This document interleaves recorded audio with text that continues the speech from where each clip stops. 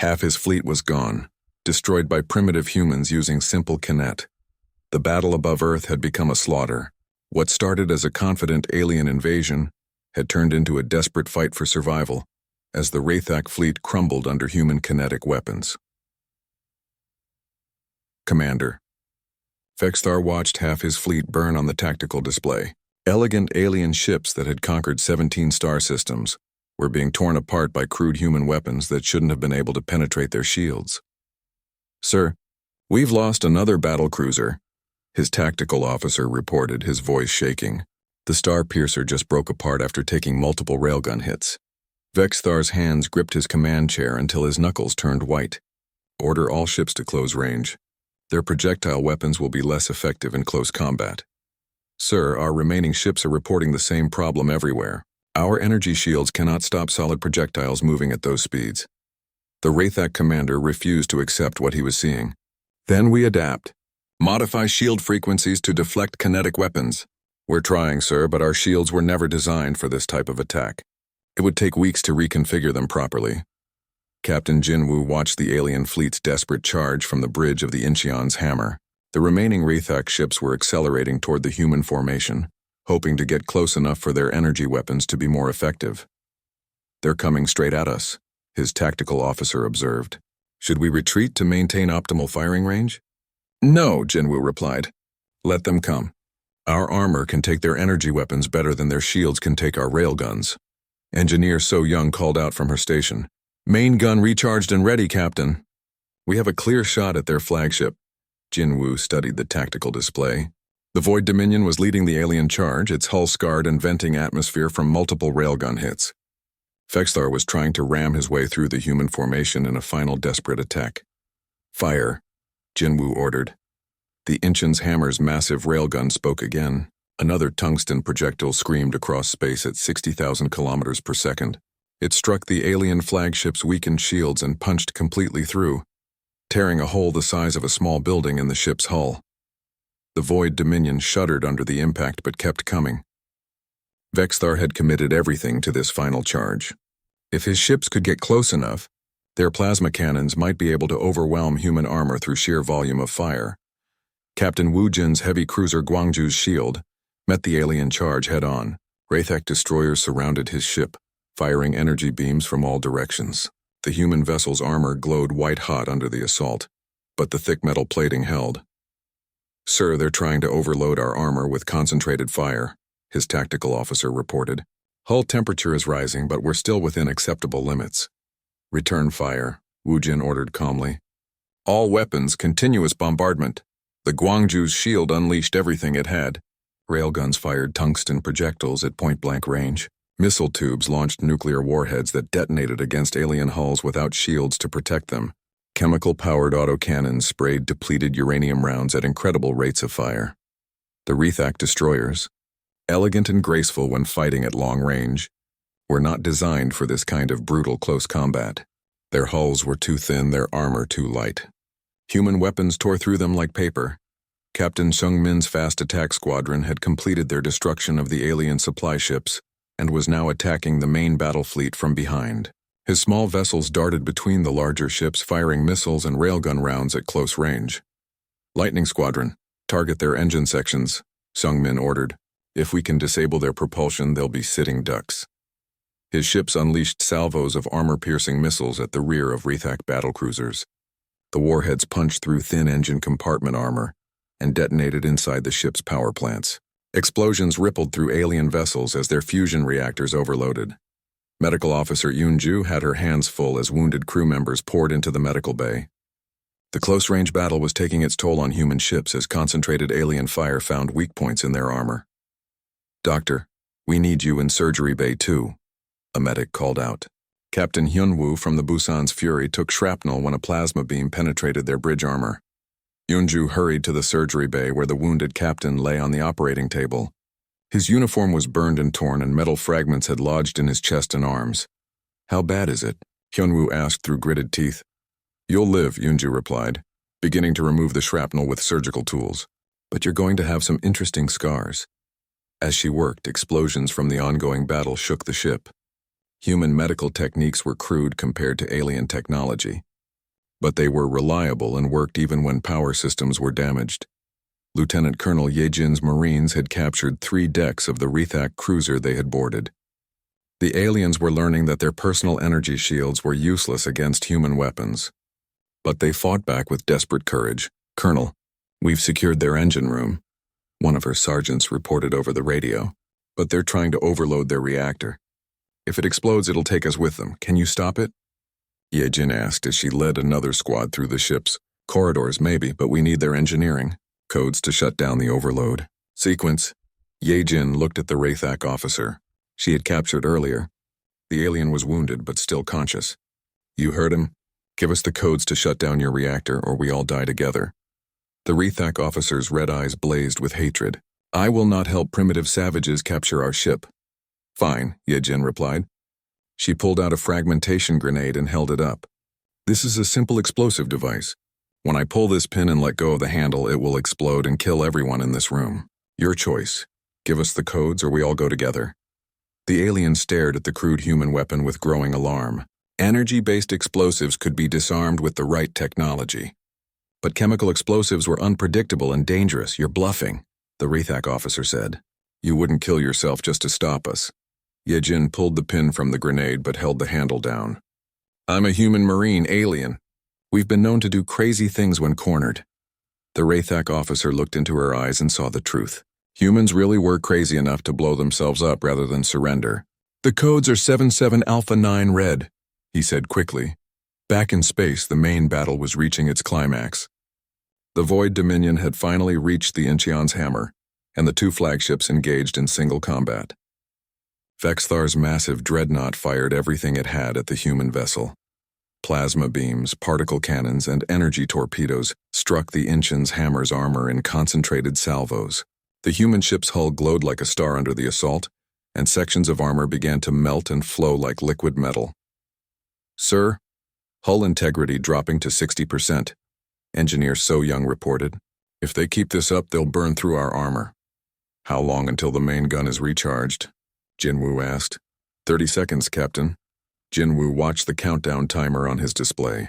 The alien flagship was pouring incredible amounts of energy into his ship's armor. Steam and molten metal filled the air as the Incheon's hammer's hull slowly gave way under the assault.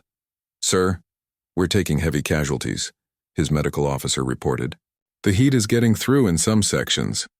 20 seconds, So Young called out. The Void Dominion was so close now that Jinwoo could see individual weapon ports on its hull. The alien ship was beautiful in a deadly way, smooth curves and elegant lines that spoke of advanced technology. 10 seconds. Jinwoo aimed his ship's main railgun at the center of the alien vessel's hull. At this range, the tungsten projectile would hit with the force of a nuclear weapon. 5 seconds. The Incheon's hammer's armor was failing. Plasma beams were starting to penetrate into the ship's interior spaces. Emergency alarms wailed throughout the vessel. Fire. The railgun discharged at point-blank range. The tungsten projectile crossed the space between ships in a fraction of a second and struck the Void Dominion amidships. At such close range, the impact was devastating. The projectile punched completely through the alien flagship from one side to the other, destroying everything in its path. The ship's central power core was hit directly, and the resulting explosion tore the Void Dominion in half. Vexthar had just enough time to realize that his ship was dying before the explosion consumed his bridge. The proud commander who had conquered 17 star systems died still not understanding how primitive humans had defeated his advanced fleet. With their flagship destroyed and their fleet shattered, the remaining Rethak ships began to surrender. Energy shields that had protected them for centuries had proven useless against human kinetic weapons. Captain Do Hyun, humanity's chief strategist, watched the battle's end from the command ship Seoul's victory. The human fleet had lost 8 ships in the fighting, but they had destroyed or captured the entire Rethak invasion force. "Sir, we're receiving surrender signals from the remaining alien vessels," his communications officer reported. Do Hyun nodded. "Accept their surrender." Signal. The first tungsten projectile from the Incheon's hammer had torn through the Rethak flagship like a bullet through paper. Now, as 40 human warships opened fire at once, space filled with death traveling at impossible speeds. Captain Jinwoo watched through his tactical display, as his ship's railgun cycled for another shot. The recoil from the first firing had pushed his massive vessel backward several kilometers, but the ship's thrusters were already correcting their position. "Direct hit on enemy flagship," reported his sensor officer. "Massive damage to their command section." "Good," Jinwoo replied.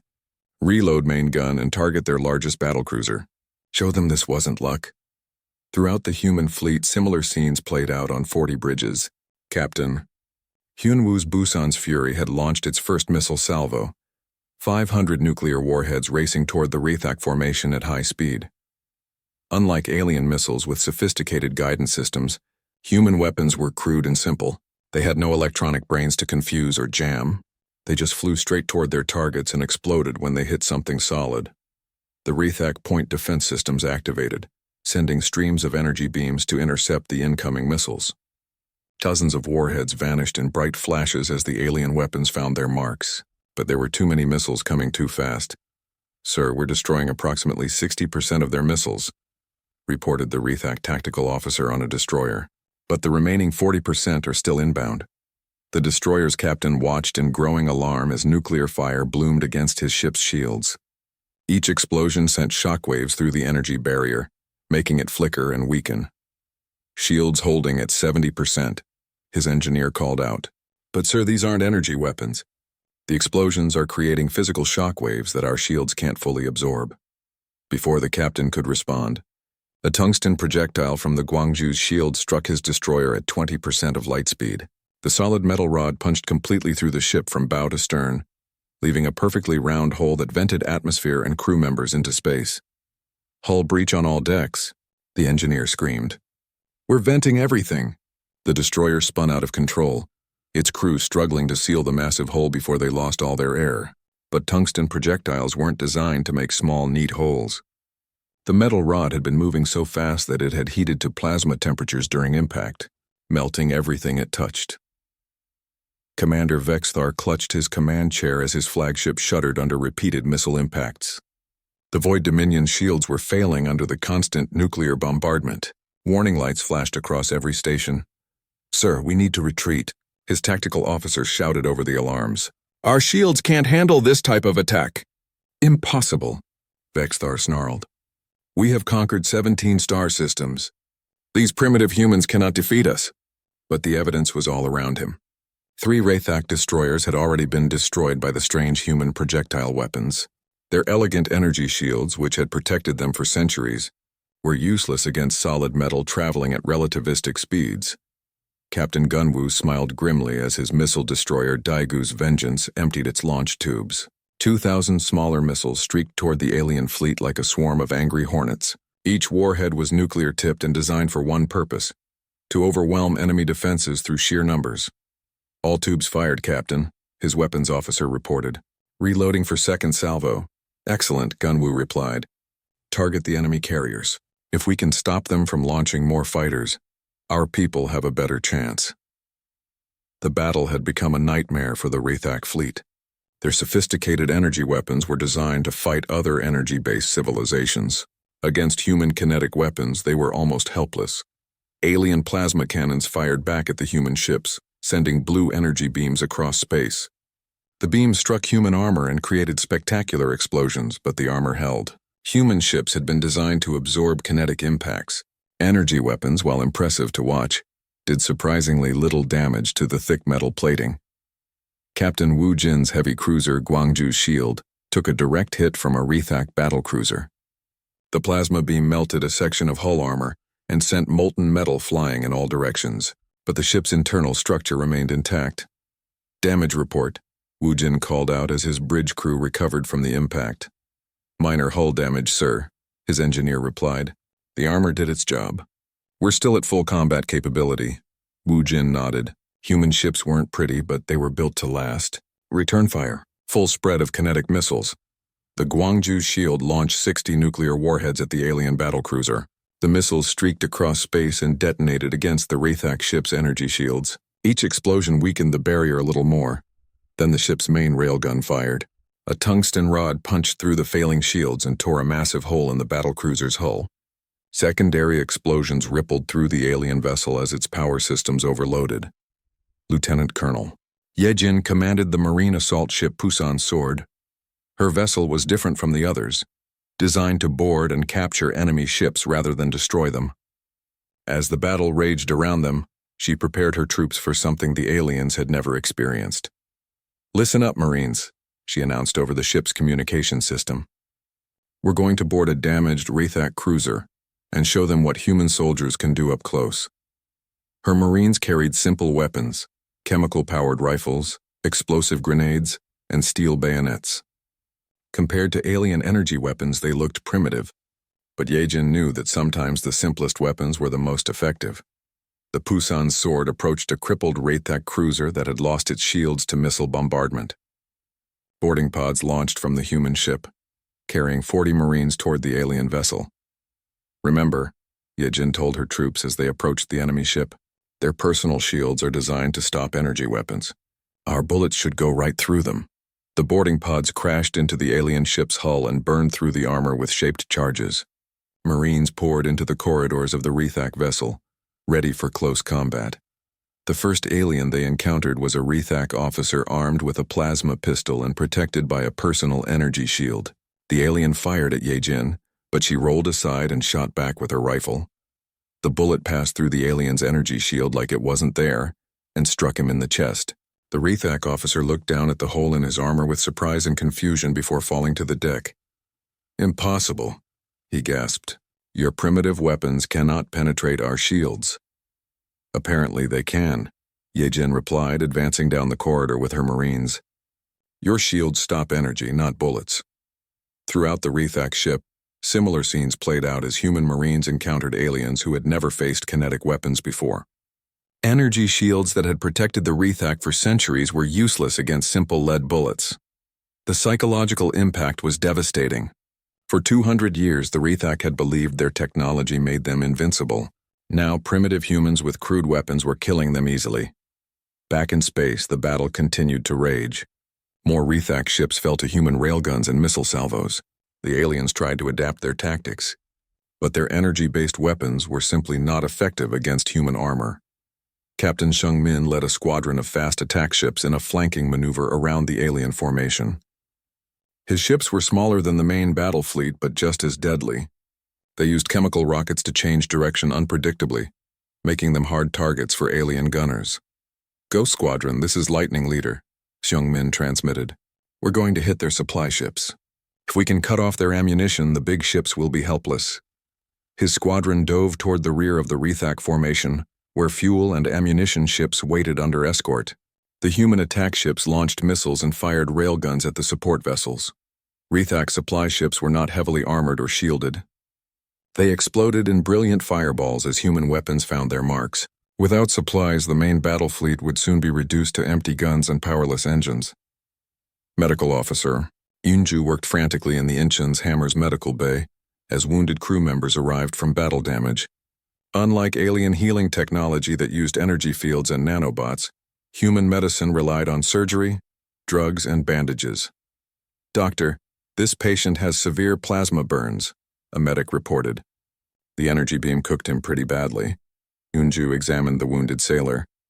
The burns were serious but treatable with human medical techniques. "Prep him for surgery. We'll need to replace the damaged tissue and treat him for radiation exposure." As she worked, Yunju reflected on the differences between human and alien medicine. The Rethak probably used sophisticated energy healing that worked quickly and cleanly, but human medicine, while crude, was often more effective in combat situations where equipment might be damaged or power systems might fail. The battle had been raging for 2 hours, and the tide was clearly turning. The Rethak fleet, once proud and confident, was being systematically destroyed by weapons they had never encountered before. Commander Vexthar stared at his tactical display in disbelief. Deep in the asteroid belt, massive shapes began to move in the darkness. For 30 years they had hidden among the rocks and ice, disguised as mining stations and ore processors. Now, as fusion reactors came online and weapon systems charged, they revealed their true nature. Captain Jinwoo stood on the bridge of the Incheon's Hammer as his ship powered up for the first time. The vessel was enormous, a kilometer of angular metal and armor that looked nothing like the sleek alien ships. Where Wraithak vessels curved and flowed, human ships were built like fortresses with guns. "All systems online, Captain," reported Engineer So Young from her station. "Main railgun is charged and ready. We're showing green across the board." Jinwoo nodded, feeling the deck vibrate as the massive weapon prepared to fire. The main railgun ran the entire length of the ship, a magnetic acceleration tube that could throw tungsten projectiles at 20% of light speed. No alien shield had ever faced anything like it. Around the Inchen's hammer, 39 other warships completed their activation sequences. The Busan's Fury, Daegu's Vengeance, Gwangju's Shield, on each name honored an Earth city. Each ship carried weapons designed to kill aliens who thought themselves superior. Captain Hyun Woo commanded the battlecruiser Busan's Fury from his armored bridge. His ship was smaller than Jinwoo's flagship, but faster and just as deadly. Banks of missile tubes lined its hull, ready to launch swarms of nuclear-tipped kinetic warheads. "Captain, we're receiving Admiral Young-Soo's attack order," his communications officer announced. "All ships are to proceed to Earth at maximum acceleration." Hyun-woo smiled grimly. "Signal the fleet. It's time to show these aliens what humans can do when we're properly prepared." The hidden fleet began to move. Chemical rockets ignited in brilliant plumes of fire, pushing the massive ships toward Earth. Unlike alien vessels that glided smoothly through space on exotic energy fields, human ships roared and thundered as they built up speed. Above Earth, the battle was going badly for humanity. Commander Mi Kyung's fighter squadron had been reduced to 3 ships. Captain Dongwoo's small fleet was surrounded by Wraithak destroyers. On the planet's surface, cities burned under alien bombardment. Vexathar watched the destruction from his flagship with satisfaction. "The human resistance is broken," he reported to his tactical officer. "Deploy landing forces to secure major population centers. This planet will serve the Empire well." "Sir, our sensors are detecting something unusual," the tactical officer replied, studying his displays. "There are large objects moving in from the asteroid belt." Vexthar glanced at the sensor readings. "Mining ships, probably. The humans are trying to evacuate their ore processors. Let them run." But Captain Dongwoo, monitoring the same sensor contacts from his battered frigate, knew better. After 20 years in the Earth Defense Force, he recognized the energy signatures. "Those aren't mining ships," he whispered. "Those are warships." His communications officer looked confused. "Sir, Earth doesn't have any ships that large. Our biggest vessels are right here." "That's what we were supposed to think," Dongwoo replied. "Signal all ships. Take defensive positions and prepare for friendly reinforcements." The first sign that something was wrong came when Wraithak long-range sensors got a clear look at the approaching objects. They were ships, massive, heavily armed ships that had somehow appeared from nowhere. "Commander," the Wraithak tactical officer called urgently, "the approaching vessels are definitely warships. 40 contacts ranging from cruiser to dreadnought size. But sir, Earth doesn't have a fleet like this." Vexthar studied the sensor readings in growing alarm. The ships were huge and crude-looking, covered in thick armor and bristling with unknown weapons. "How is this possible? Our intelligence reports showed only small human vessels. Sir, these ships don't match any known human designs. They appear to be completely new classes." As the human fleet drew closer, more details became clear. The ships moved differently than anything the Wraithak had encountered. Instead of the smooth acceleration of energy-powered vessels, they used brute-force chemical propulsion that sent visible exhaust plumes streaming behind them. Captain Jinwoo watched Earth grow larger on his main screen. The blue planet was scarred with fires where alien weapons had struck. In orbit, he could see the Wraithak fleet, 300 elegant vessels arranged in perfect formations. "Enemy fleet spotted," reported his sensor officer. "They're maintaining orbital bombardment positions. No sign they've detected us yet." "Good," Jinwoo replied. "Engineer So Young, what's the status of our main gun?" "Fully charged, Captain." "We can fire on your command." Jinwoo studied the tactical display. The Wraithak dreadnought Void Dominion hung in the center of the alien formation like a metal mountain. It was Vexathar's flagship, the ship that had led the conquest of 17 star systems. "Plot a firing solution for the enemy flagship," Jinwoo ordered. Maximum range shot. The Inchen's hammer's main railgun began to track its target. The weapon was so large it took several minutes to line up properly. When it fired, the recoil would push the entire ship backward despite its massive size. On the Busan's Fury, Captain Hyun-woo prepared his missile batteries. His ship carried 500 nuclear-tipped kinetic missiles, simple weapons that relied on speed and explosive force rather than sophisticated guidance systems. All tubes loaded and ready. Captain, his weapons officer reported, "We can launch full salvos on your command. Hold fire until the flagship shoots," Hyun-woo replied. "We want to hit them all at once." Captain Gun-woo commanded the missile destroyer Daegu's Vengeance, a ship designed specifically to overwhelm enemy defenses with volume of fire. His vessel carried 2,000 smaller missiles in rapid-fire launchers. "Sir, we're at optimal range," his tactical officer announced. "All launchers are armed and ready." Throughout the human fleet, captains and crews prepared for the battle they had trained for their entire lives. These ships had been built in secret, crewed by volunteers who knew they might never see Earth again. Every weapon had been designed with one purpose: to kill aliens who thought humanity was weak. Admiral Young-soo watched from his lunar command center as the two fleets approached each other. The Wraithaks still hadn't realized what they were facing. Their sensors showed large ships, but alien arrogance made them assume these were civilian vessels trying to escape. "Sir, our fleet is at maximum effective range," Lieutenant Ha-jin reported. "Captain Jin-woo is requesting permission to engage." Young-soo had waited 30 years for this moment. Humanity's secret fleet was finally ready to strike. "Signal all ships," he ordered. "Open fire." In space above Earth, the Incheon's Hammer's main railgun fired for the first time in combat.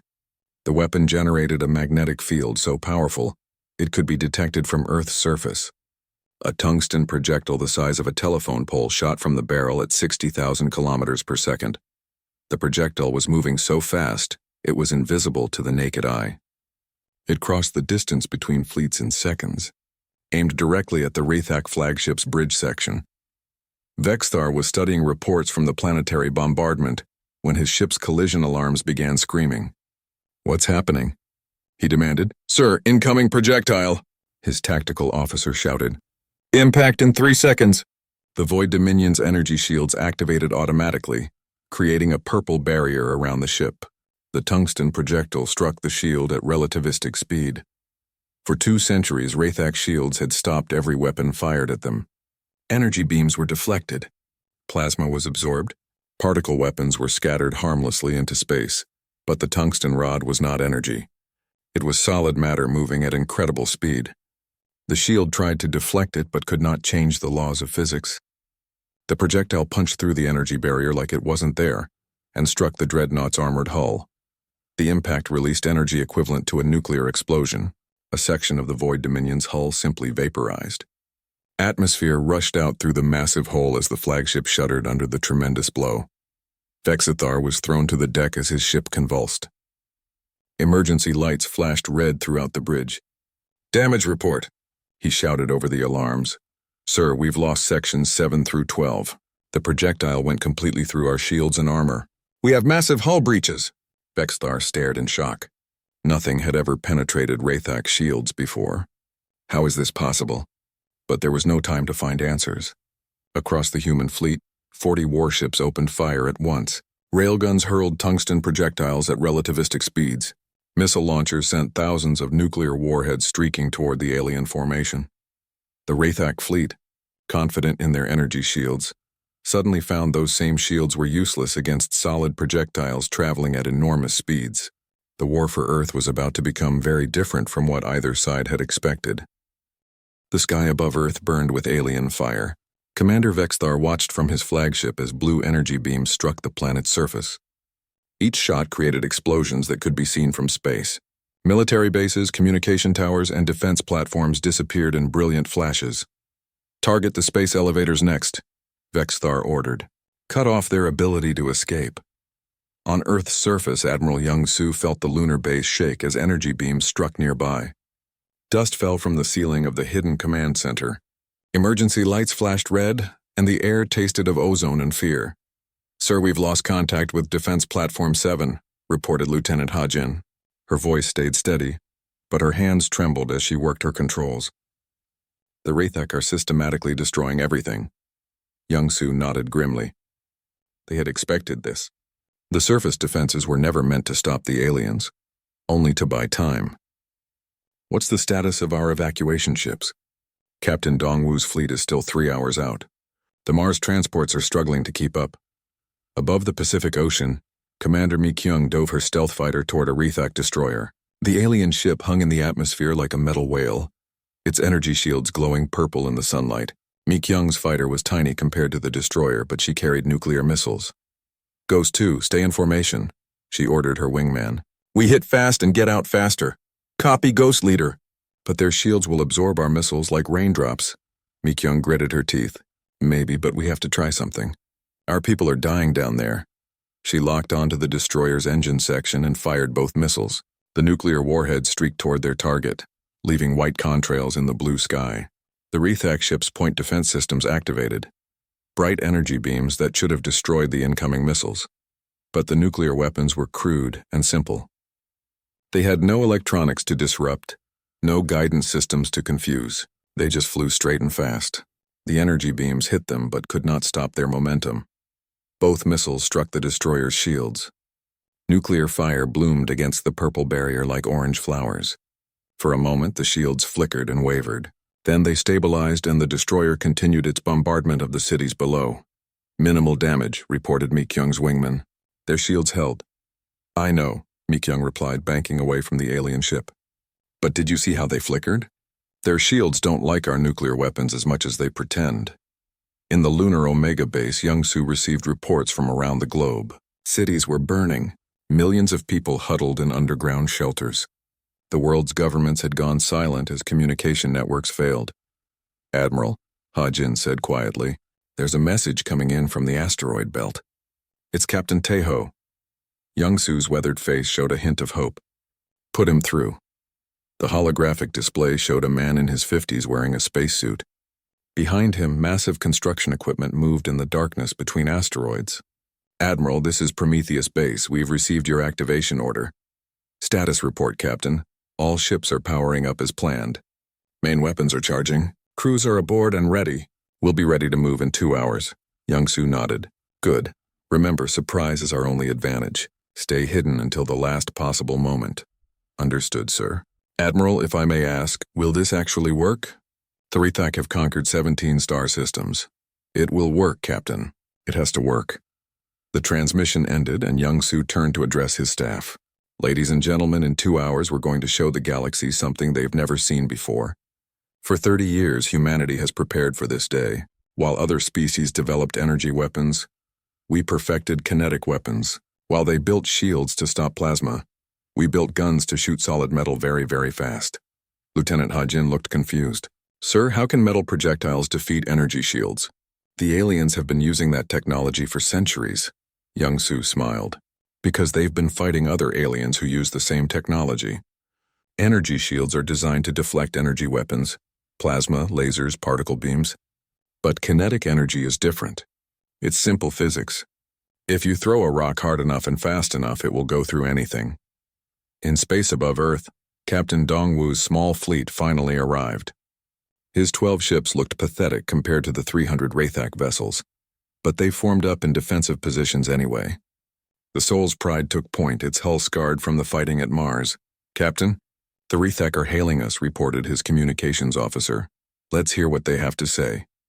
Vexthar's translated voice filled the bridge. Human Captain, you have fought bravely, but this is over. Surrender now and I will allow your people to live as workers for the Empire. Dongwu activated his transmitter. Commander Vexthar, this is Captain Dongwu of the Earth Defense Force. I have orders to protect the evacuation ships from Mars. I cannot surrender while civilians are still in danger. Then you will die with them, Vexthar replied. Very well. I will make your deaths quick. The alien fleet began to turn toward the human ships. Energy weapons charged with deadly light. Plasma cannons swiveled to target the small Earth vessels. But before the aliens could fire, something unexpected happened. Commander Mi-kyung's fighter squadron appeared from behind the moon, attacking a group of Rethak destroyers. Nuclear missiles streaked through space like tiny suns. The missiles struck alien shields and exploded in brilliant flashes. Most of the energy was absorbed, but some shields flickered and failed for brief moments. Human fighters darted through the gaps, firing machine guns and rockets at exposed hull sections. It was a desperate attack by tiny ships against giants. But for the first time, the Wraithak took damage. Small holes appeared in destroyer hulls. Warning lights flashed on alien bridges. Vexthar watched in surprise as one of his destroyers reported hull breaches. How is this possible? Their weapons are primitive.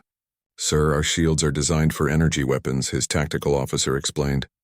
These humans are using solid projectiles and chemical explosives. Our barriers can absorb the energy, but physical objects can sometimes penetrate. Then adjust shield frequencies to stop kinetic weapons. We're trying, sir, but our shields were never designed for this type of attack. It will take time to modify them. Vexthar growled in frustration. Fine, deploy fighter squadrons. Destroy those human gnats before they can cause more damage. Alien fighters poured from carrier ships like angry wasps. They were sleek and fast, armed with energy weapons that could destroy human fighters with single shots. The battle turned into a deadly dance among the stars. Mi-Kyung rolled her fighter through a barrage of plasma fire. Her squadron was outnumbered 50-1, but they fought with desperate courage. Go squadron, break and attack. Don't let them group up. Human fighters scattered in all directions, using their chemical rockets to change course unpredictably. Alien pilots, used to the smooth movements of energy-powered ships, found it hard to target the erratic human craft. But numbers began to tell. One by one, human fighters disappeared in balls of plasma fire. Mi-Kyung watched her friends die and knew her squadron would not last much longer. In the asteroid belt, Captain Taeho watched the battle through long-range sensors. His hidden fleet was almost ready to move, but they needed more time to charge their weapons. Sir, the human fighters are being destroyed, reported his sensor officer. Should we move to help them? Taeho shook his head. Not yet. Admiral Youngsu's orders were clear. We strike when the enemy is focused on Earth. Every minute we wait makes our weapons more powerful. Around him, 40 human warships prepared for battle. But these were not like the ships fighting above Earth. These vessels were massive and angular, built like flying fortresses. Their hulls were thick armor designed to absorb impacts. Their weapons were enormous railguns that could throw metal projectiles at incredible speeds. The ships had names that spoke of Earth's determination. Inchin's hammer, Busan's fury, Dagu's vengeance. Each one had been built in secret over decades, using resources mined from asteroids and powered by fusion reactors. Captain Jin Woo stood on the bridge of the flagship Inchin's hammer. His ship alone was larger than most Wraithak destroyers, covered in armor that could stop energy weapons and bristling with kinetic cannons. Sir, all ships report ready, his tactical officer announced. Main railguns are charged to full power. Jin Woo nodded. Soon the galaxy would learn that humanity had been preparing for this war longer than anyone imagined. The Wraithak thought they faced primitives with simple weapons. They were about to discover just how wrong they were. The massive alien ship floated in space like a metal mountain. Commander Vexthar stood on the bridge of the Void Dominion, watching the blue planet Earth grow larger on his screens. His red eyes glowed with satisfaction. Today would be easy. Today another primitive world would fall to the mighty Wraithak Empire. Sir, the human ships are running away, reported his tactical officer. 12 small vessels heading toward their home planet. Vexithar laughed, a harsh sound that echoed through the bridge. Of course they run. These humans barely learned to travel between stars 50 years ago. They are children playing with toys. On the human frigate Soul's Pride, Captain Dongwu gripped his command chair as explosions rocked the ship. Through the view screen, he could see the Wraithak fleet, 300 warships that looked like black daggers against the stars. Each alien ship was twice the size of his largest vessel. Captain, we've lost the Kyoto's hope, reported his communications officer. Direct hit from their plasma cannon. Dongwu's jaw tightened. That was 11 friends dead in an instant. All ships fall back to Earth. Do not engage unless fired upon. Our job is to get the Mars colonists home alive. Behind them, the Mars colonies burned. 2 million people had lived on the Red Planet. Now they were evacuating on whatever ships could reach them. The lucky ones would make it to Earth. The rest would face whatever mercy the Wraithak might show. Vexthar studied the tactical display. The human ships moved in simple formations. Their weapons were primitive, metal projectiles and chemical explosives. Their armor was thick but crude. Their energy shields were weak and failed often. Commander, why do the humans even resist? Asked a young Wraithak officer. Surely they know they cannot win. Pride, Vexthar replied.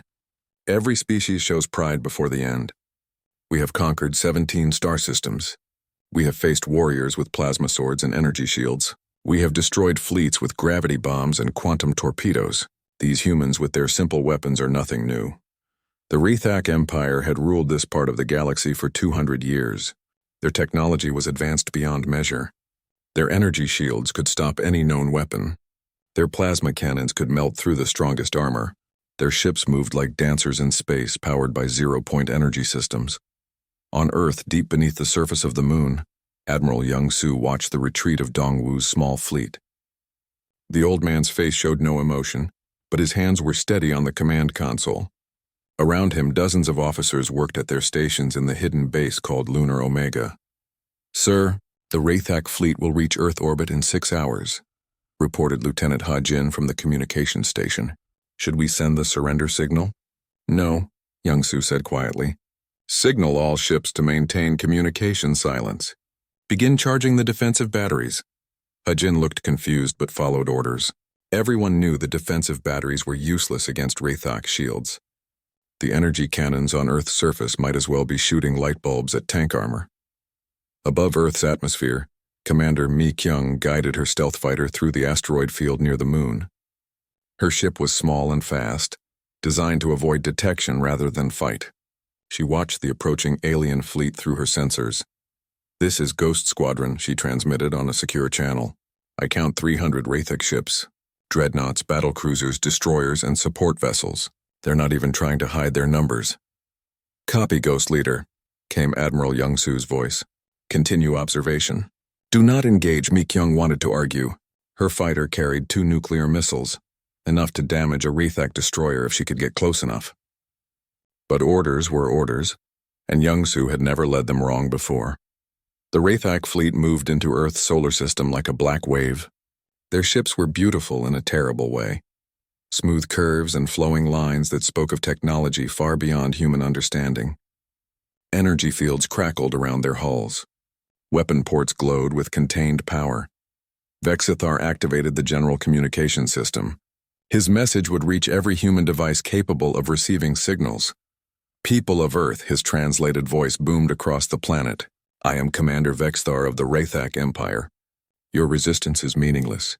Your weapons cannot penetrate our shields.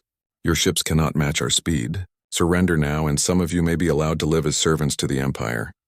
In the Lunar Omega base, Young-Su listened to the alien's speech without expression. Around him, his officers waited for orders. Some looked afraid. Others looked angry.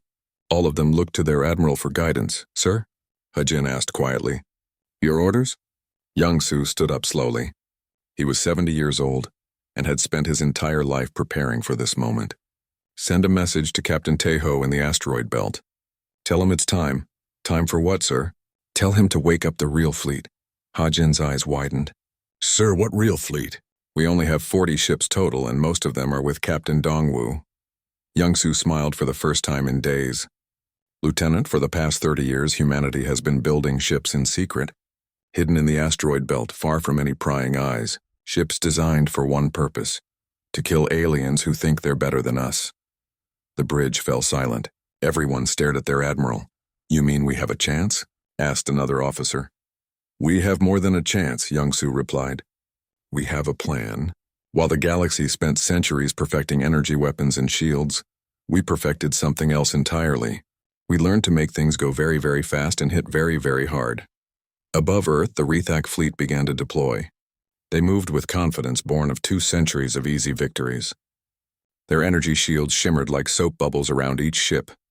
Their plasma cannons charged with lethal power. Vexthar gave his final order: "Begin bombardment of military targets. Show these humans the price of defiance." The first energy beams lanced down toward Earth's surface. Defense stations exploded in brilliant flashes. Cities activated their emergency shields, but everyone knew those barriers would not last long. Captain Dongwu's small fleet limped toward Earth orbit. Behind them, the last transport ships from Mars struggled to keep up. Ahead of them, the most powerful alien fleet in the galaxy prepared to destroy their home. "Captain," his tactical officer said softly, "there's no way we can fight them all." Dongwu nodded grimly. "I know, but Admiral Young-Su has never abandoned us before. If he says to hold the line, we hold the line." In the asteroid belt far from the battle, something stirred in the darkness. Hidden construction facilities began to power up systems that had waited decades for this moment. Massive shapes started to move among the rocks, ships unlike anything the galaxy had ever seen. The war for Earth was about to begin in earnest.